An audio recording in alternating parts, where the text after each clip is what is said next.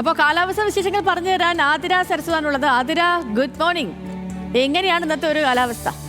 Good morning Sethu. പ്രിയപ്പെട്ട പ്രേക്ഷകരെ, sky വാച്ചിലേക്ക് സ്വാഗതം. ഇന്ന് സംസ്ഥാനത്ത് മഴ മുന്നറിയിപ്പുള്ള ഒരു ദിവസമാണ്.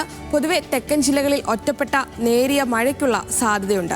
ബംഗാൾ ഉൾക്കടലിലെ തീവ്ര ന്യൂനമർദ്ദമാണ് കേരളത്തിൽ വീണ്ടും മഴ സജീവമാകാൻ കാരണം.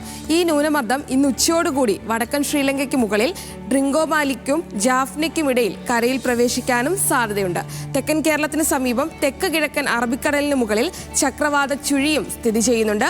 അപ്പോൾ ഇനി കുറച്ച് ദിവസത്തേക്ക് മഴ പ്രതീക്ഷിക്കാം എന്നുള്ളതാണ്.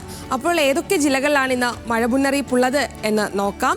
തിരുവനന്തപുരം, കൊല്ലം, പത്തനംതിട്ട, ഇടുക്കി, പാലക്കാട്, മലപ്പുറം ജില്ലകളിലാണ് ഇന്ന് ഒറ്റപ്പെട്ട ശക്തമായ മഴയ്ക്ക് സാധ്യത. അതേസമയം ഉത്തരേന്ത്യയിൽ അതിശൈത്യമാണ് അനുഭവപ്പെടുന്നത്. ഡൽഹിയിലടക്കം കനത്ത ശൈത്യമാണ് നിലവിൽ അനുഭവപ്പെടുന്നത്. അപ്പോൾ ഇനി സംസ്ഥാനത്തെ താപനില നോക്കാം.